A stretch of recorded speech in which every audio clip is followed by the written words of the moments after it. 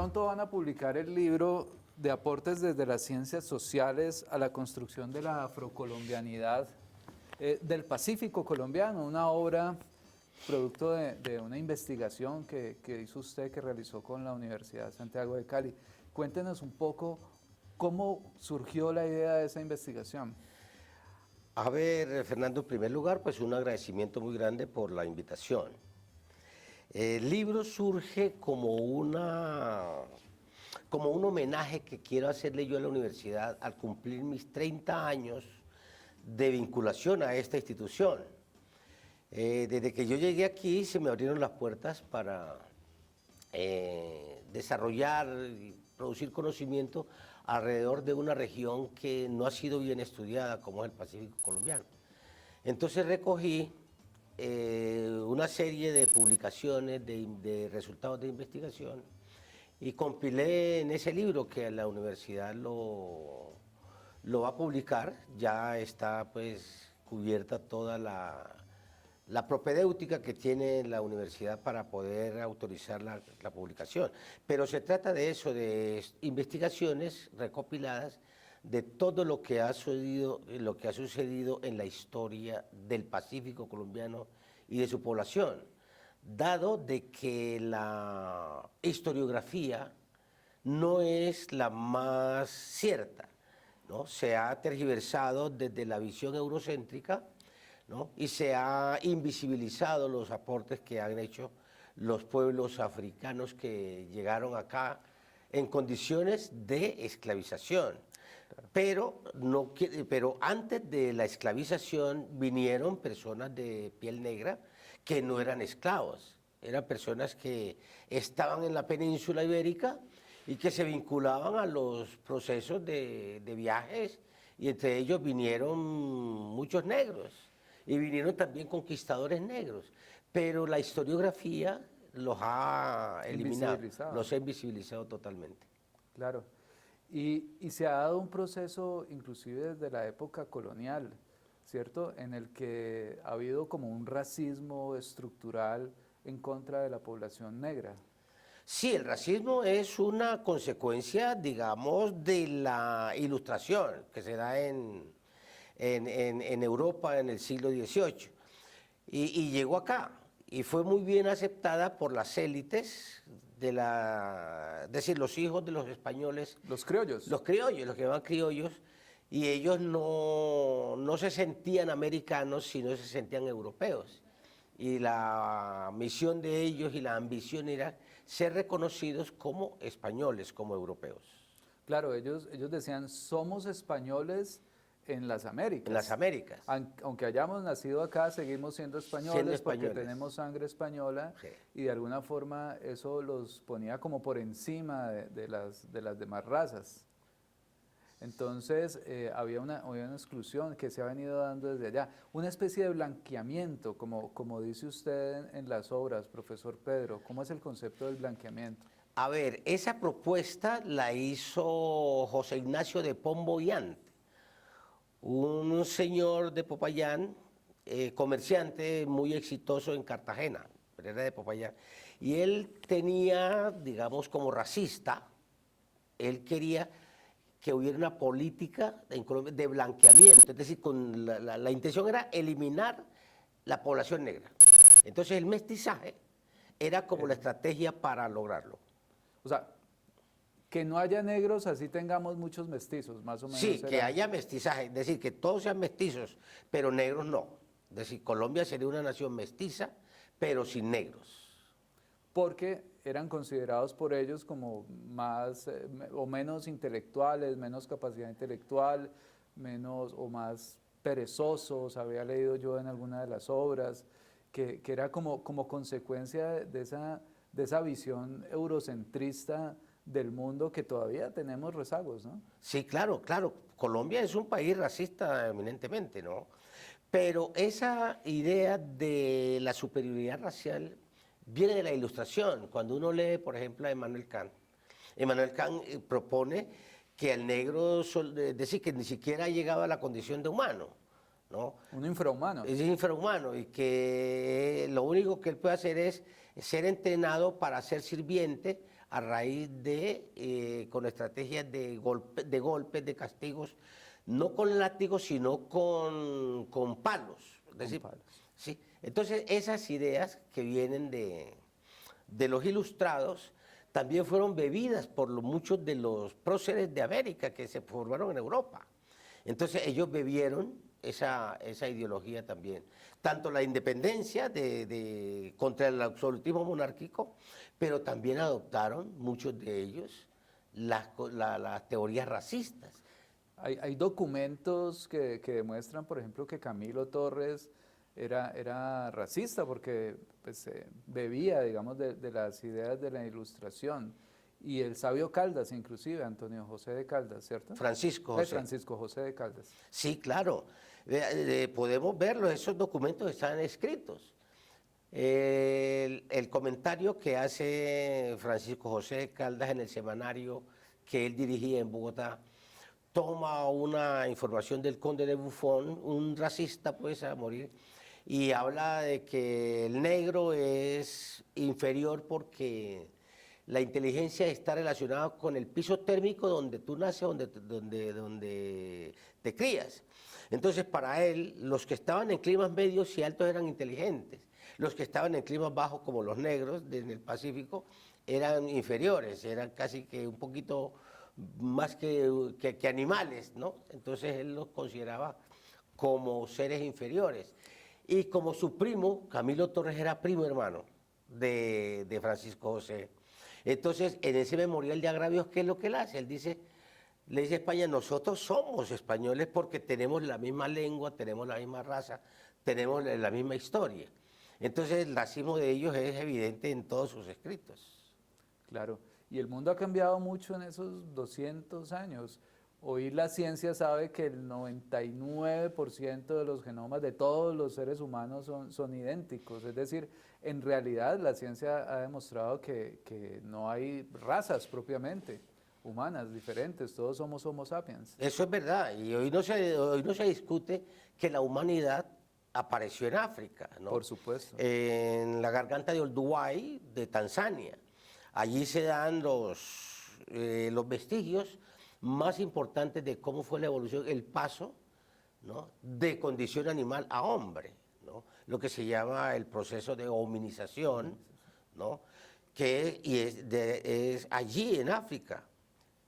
Pero su condición de transhumancia, o como se los conoce como nómadas, fue que ellos desde el primer momento empezaron a cambiar de lugares, y la ciencia ha demostrado que el color de la piel es una reacción del organismo frente al medio ambiente, pero no es que haya diferencias intrínsecas entre el color blanco, el mestizo, el indio, no, somos del mismo genoma. Sí, y hace 30.000 años tampoco es que haya cambiado la inteligencia de los seres humanos, tenemos la misma inteligencia que hemos desarrollado a través de la ciencia que hemos ido construyendo de forma conjunta, pero de forma conjunta todos los seres humanos, incluidos los negros, los indios, los de todas las razas.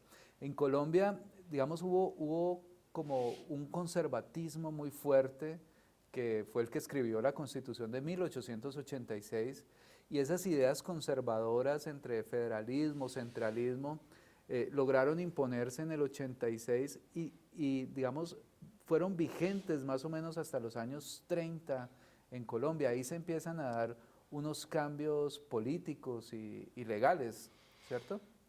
Sí, es verdad. Decir, porque las luchas iniciales fueron entre centralistas y federalistas, ¿no? A partir de 1810, el movimiento del 20 de julio que se conoce, ¿no? Aparece federalismo, centralismo.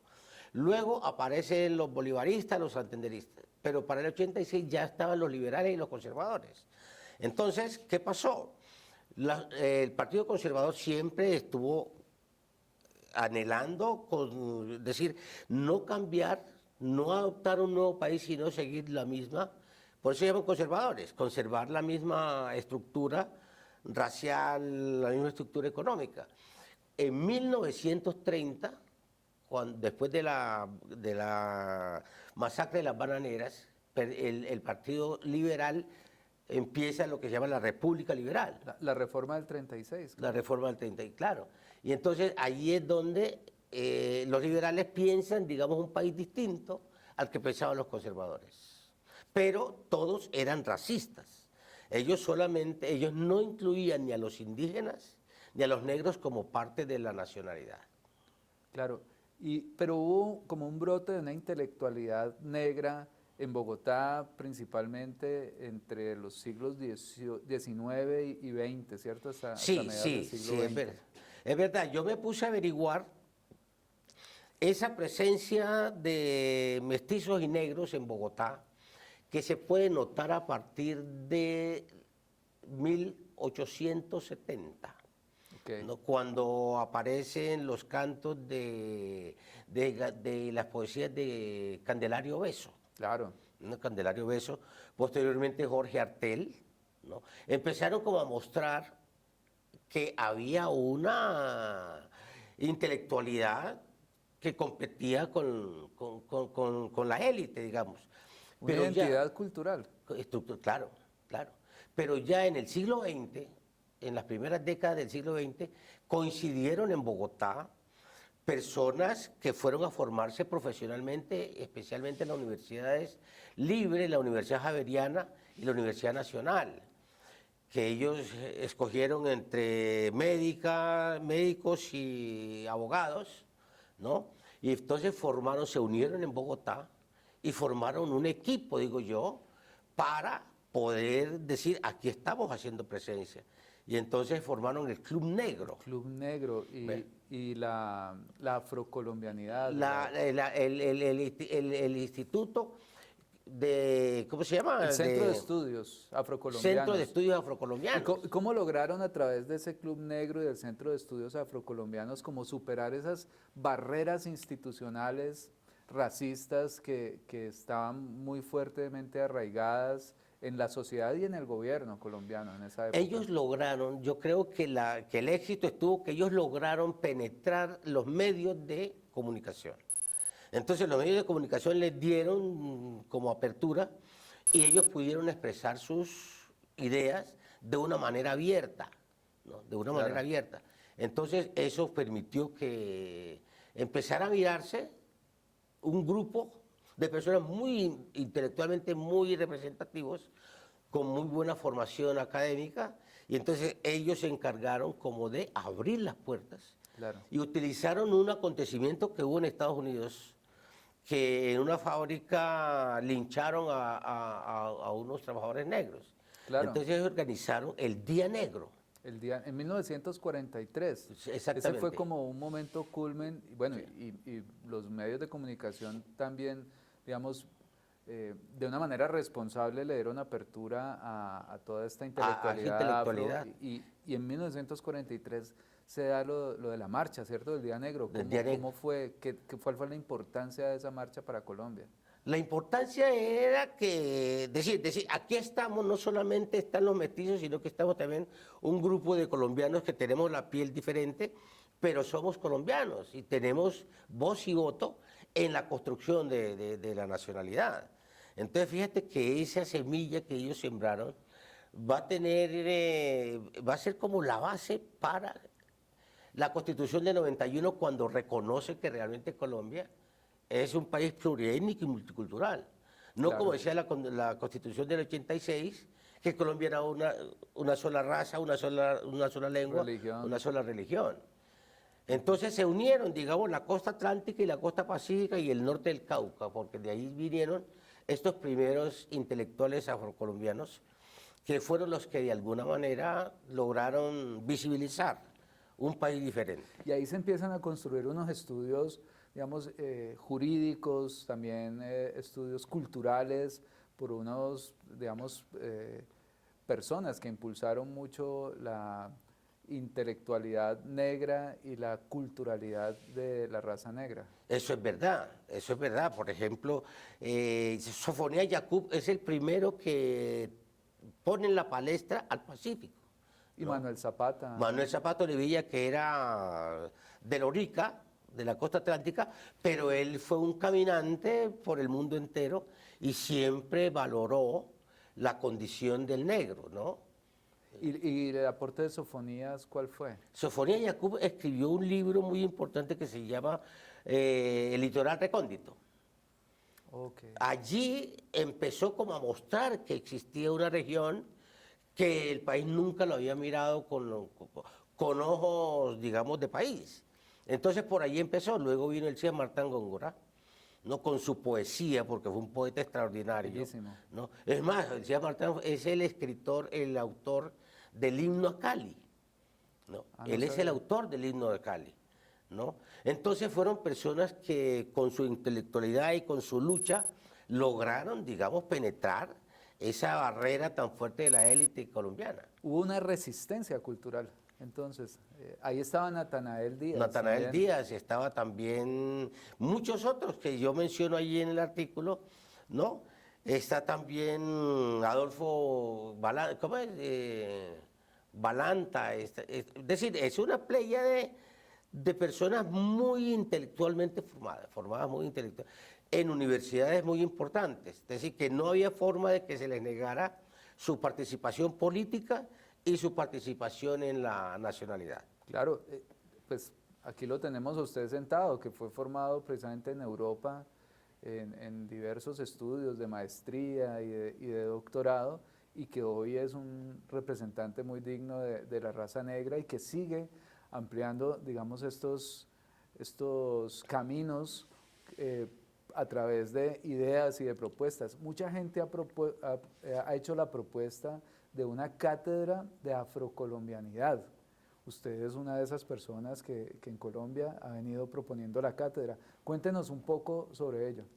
Sí, la cátedra es una necesidad que surge de la Constitución de 91, ¿no? Cuando Colombia establece que es pluriétnica y multicultural. Pero ¿qué pasa? La historia que se ha contado de los negros es una historia falsa. Entonces, ¿para qué se va a enseñar? La misma historia que se ha encargado de invisibilizarlo, no. Entonces la cátedra de estudio afrocolombiano lo que pretende es reconstruir una historia que no se ha contado bien, ¿no? Entonces muchos nos comprometimos con este objetivo. En el caso mío particular, se debe a que a mí me enseñaron muchas mentiras.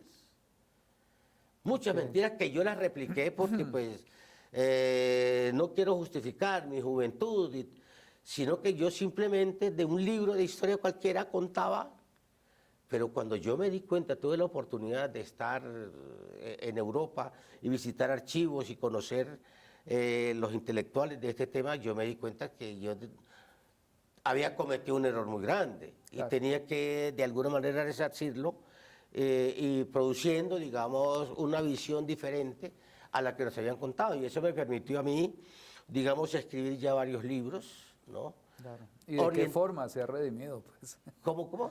¿Y de qué forma se ha redimido Sí, usted? claro, yo veo... es decir, también digo yo, el haber llegado a la Universidad de Santiago de Cali. La universidad me abrió a mí las puertas y me permitió estar 11 años en Europa, ¿no? Maravilloso. Entonces, claro, yo por eso la universidad para mí es como mi casa, porque yo desde muy joven me di cuenta que mi vocación estaba en la docencia y en la investigación, y la universidad a mí me permitió absolutamente todo, ¿no? Entonces, por eso, los que hicimos doctorado, que la universidad nos ofreció el doctorado, fuimos más o menos 40. De los 40, 8 nos graduamos, ¿no?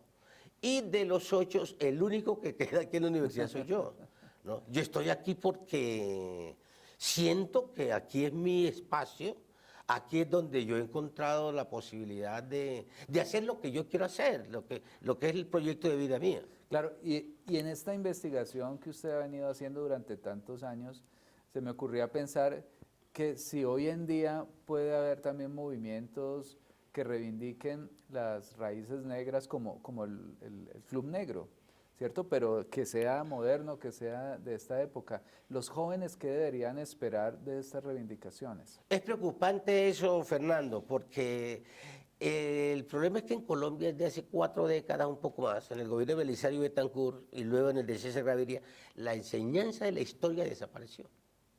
En Colombia hace 40 y tantos años no se enseña historia de Colombia. Eso es gravísimo. Gravísimo. En los colegios no se enseña. No se enseña. Las universidades no volvieron a producir historiadores, profesores de historia, porque una cosa es el profesor de historia y otra es el historiador, ¿no? Claro. Entonces, no se enseña historia. Y la poquita que se enseña es esa historia, digamos, tradicional, donde se destacan solamente personas racistas, ¿no?, de la élite. En el gobierno de Juan Manuel Santos salió la ley 1874, que pretende volver a enseñar historia. Pero ¿cuál historia?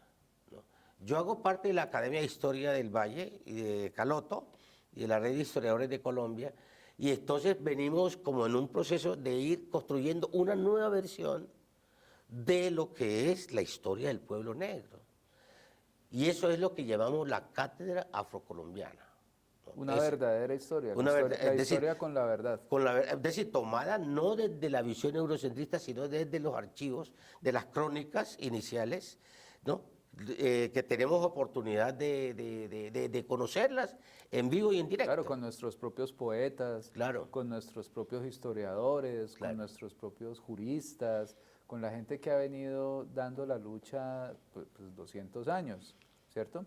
La Constitución del 91 pensó en los indígenas en el sentido de crear una jurisdicción indígena, permitir que se creara la jurisdicción indígena, y de ahí pues ha habido unos desarrollos importantes en términos de tierras para los indígenas, de tierras productivas, de una protección legal, una protección constitucional. ¿Cómo es ese proceso con los negros, con las negritudes? ¿Están en igualdad de condiciones con los indígenas? A ver, en Colombia lo que hay son buenas intenciones para los negros. Por ejemplo, la Ley 70, que es producto de la Constitución del 91, pues en un momento fue muy importante, al menos abrió las puertas. Pero hoy en día, pues la ley necesita actualización, reorganizaciones e inclusión de elementos que en ese momento no se conocían, ¿no? Por ejemplo, las 2 curules en la Cámara de Representantes para comunidades negras, cuando la población negra, según el censo, es más o menos entre, yo calculo que es el 30% en Colombia. Lo que pasa es que hay falta de identidad, ¿no? Ser negro o ser negra es como un estigma, ¿no? Como decía Laureano Gómez. Laureano Gómez escribió, el ser negro constituye una tara en los países donde ha desaparecido, como Chile, Uruguay y Argentina, se ha podido consolidar una nación con bases sólidas de estabilidad. ¿Ves? La ley 114 de 1922, la ley de blanqueamiento, es decir, siempre está prohibida la entrada al país de elementos negros. Es decir, ha habido un choque violento para impedir la presencia de los negros en la historia colombiana. Profe Pedro, esta pregunta puede parecer muy sencilla, pero es muy profunda. ¿Qué es ser negro? Porque si para la ley hay una condición especial, ¿y cuántos tipos también de organizaciones de negritudes hay? Porque hay negros, hay palenqueros, hay los afrocolombianos y raizales. Raizales y afrocolombianos. Entonces, y entre ellos se distinguen, ¿cierto? Entonces, ¿qué significa ser negro? ¿Cómo puede decir alguien yo soy negro? A ver, ese es un debate muy fuerte que no ha podido ser resuelto y yo creo que no tiene cómo solucionarse, porque eso allí va la cuestión del gusto. A mí me gusta que me llamen negro, dice uno. El otro dice, no, yo soy palenquero. ¿No? El de San Andrés dice, yo soy raizal. ¿No? Pero hay un concepto, el afrocolombiano, los que tienen ascendencia africana. Claro. Entonces en Colombia ese debate ha sido muy difícil, ¿no? Muy difícil porque no se habla de negro y se asocia muchas veces con el color de la piel, pero resulta que no es el color de la piel. El ser negro es una decisión cultural de que cada quien lo asume. Por ejemplo, aquí el Cía Martán no era negro, el Cía Martán era blanco, de ojos azules, pero él se sentía afro. Creador del Festival de Música de Petronio Álvarez, claro, Germán Patiño, él se sentía él era blanco, pero su cultura era negra, ¿no? Y así por el estilo. Y hay muchos negros que se sienten blancos, ¿no? Entonces es un proceso muy complicado. Claro, la autopercepción, es muy importante. ¿Cómo se percibe? Porque, digamos, hay personas de piel negra que no tienen la cultura negra, que no se comportan como palenqueros, ni como raizales, ni como afrodescendientes, y sin embargo tienen, digamos, el color de piel. Y por otro lado, pues yo te digo, por ejemplo, yo tengo ojos verdes, pero soy casado con una mujer afrodescendiente y nuestra hija, digamos, es más oscura que yo en la piel y más clara que la mamá. Y yo me pregunto, ¿esas personas pueden considerarse negros, pueden acceder, por ejemplo, a un tratamiento especial por parte de la ley? Porque es que en Colombia todos somos afrodescendientes. Desde luego. Todos tenemos un antepasado negro en algún lado. Desde luego. Todos. No es el color de la piel lo que determina la pertenencia a una determinada etnia. Es simplemente la voluntad. Por ejemplo, yo siempre me identifico con la cultura del Pacífico. Yo me siento un hombre del Pacífico, ¿no? Con la cultura, la acepto, la disfruto y la difundo en la medida en que pueda, ¿no? Pero ese es un problema muy serio, casi que no tiene forma de ser solucionado, ¿no? Porque cuando la percepción o el gusto, digamos, en cuestiones de gusto no hay disgustos. Claro. Entonces, pero se están dando algunos pasos importantes. Te cuento esto, Fercho. Durante 11 años estuvimos recorriendo el Pacífico con el departamento de aquí de la universidad de mercadeo. Claro. Viajábamos 2 veces al año por todo el Pacífico, invitando a la gente del Pacífico a vincularse a la universidad, porque la Universidad de Santiago de Cali abrió las puertas y aparecieron los créditos condonables del ICETEX. Entonces nosotros íbamos con Arley Borrero, viajábamos 2 veces al año desde el Chocó hasta Tumaco y Barbacoas, invitando a los estudiantes a vincularse a la universidad, y entonces hoy vemos resultados ya muy evidentes. Claro. Si tú miras 10 años atrás, las mujeres del Pacífico venían a Cali en condición de muchachas del servicio. Hoy usted ya escucha a esas señoras encopetadas. Es que ya no se consigue ni una negrita para que haga mandado. No, ya vienen a la universidad. Y a la Universidad de Santiago de Cali. Esos cambios cualitativos, sociales, son muy lentos, ¿no? Son muy lentos en el proceso, pero tienen la condición de que son irreversibles. Y ya empiezan a aparecer mujeres negras también aportando a esa cultura negra de la nación, aportando en artes, en poesía, en política. La vicepresidenta es negra. Claro, la vicepresidenta es negra y es egresada de aquí. Yo tuve digamos, la oportunidad de ser su director de tesis de grado aquí en la universidad. Entonces, eso nos demuestra que hay unos cambios cualitativos muy importantes, ¿no? Pero, como te digo, esos cambios son lentos, no son muy rápidos, pero sí se van dando y ya son evidentes poderlos apreciar en el conglomerado social. Pues, profesor Pedro, yo creo que la cultura negra del Pacífico, la cultura negra de Colombia, la cultura caleña tiene mucho que agradecerle a usted. Nosotros le agradecemos también que haya aceptado esta invitación de venir al video podcast Pensar al Derecho y esperamos que nos pueda acompañar en futuras emisiones, profesor. A ver, Fercho, el agradecido soy yo porque permitirme expresar esta trayectoria, digamos, y este compromiso es como lo que uno aspira, ¿no? Afortunadamente, pues la universidad, por eso la Universidad de Santiago de Cali es la institución más querida en el Pacífico.